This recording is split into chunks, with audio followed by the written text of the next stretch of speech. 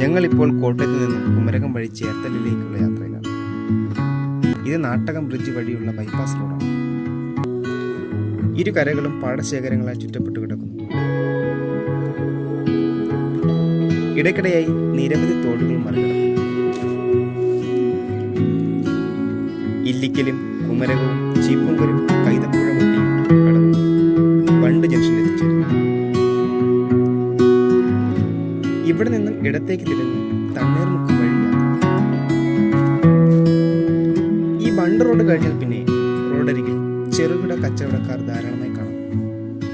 ചെറിയ പെട്ടികൾ നിരത്തിയും മേശപ്പുറങ്ങളിലും നാടൻ മുട്ടകൾ, ഉണക്കമീനുകൾ, പലവിധ നാടൻ ഐറ്റംസ്. കൂടുതലും പ്രായമായ സ്ത്രീകളാണ് കാണുന്നത്.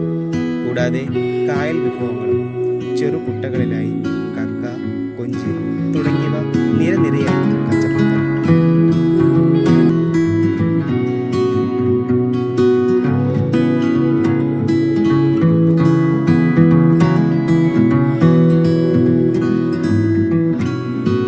കുട്ടനാട്ടിലെ സമുദ്രനിരപ്പിനേക്കാൾ താഴെയുള്ള കൃഷിയിടങ്ങൾ ഉപ്പുവെള്ളം കയറുന്ന തടയാനായി നിർമ്മിച്ച ബണ്ടാണ് തണ്ണീർമുക്കം ബണ്ട്.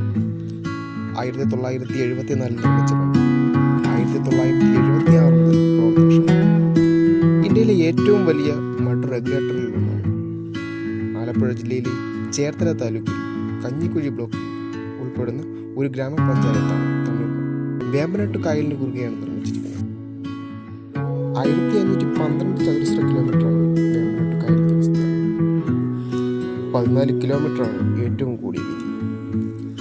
അച്ചൻകോവിലാർ, മണിമലയാർ, മീനച്ചിലാർ, മൂവാറ്റുപുഴയാർ, പമ്പാ നദി, പെരിയാർ തുടങ്ങിയ നദികൾ ഈ കായലിൽ എത്തിച്ചേരുന്നു.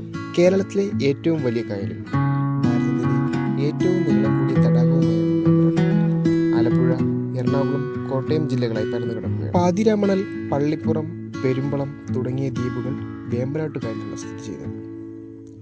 വേമ്പനാട്ട് കായൽ അറബിക്കടലുമായി ചേരുന്ന ഭാഗമാണ് കൊച്ചി തുറമുഖം. കരിനിലങ്ങളും വേലിയേറ്റ പ്രദേശങ്ങളും വെള്ളക്കെട്ട് നിറഞ്ഞ ഭൂപ്രകൃതിയാണ് തണ്ണീർമുക്കത്തിൽ. സിലിക്ക മണൽ ധാരാളമായി കാണപ്പെടുന്ന തണ്ണീർമുക്കം കേരളത്തിന്റെ വിഭവ ഭൂപടത്തിൽ സ്ഥാനം നേടി.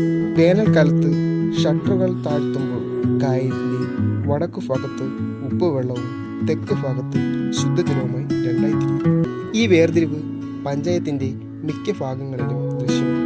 കുടിവെള്ളക്ഷാമം രൂക്ഷമായി കാണപ്പെടുന്ന ഒരു പ്രദേശം കൂടിയാണ് തണ്ണീർമുക്കം. വേമ്പനാട്ട് കായലിന്റെ ഒരു പ്രധാന ആകർഷണം തന്നെയാണ് തണ്ണീർമുക്കം ബണ്ട്.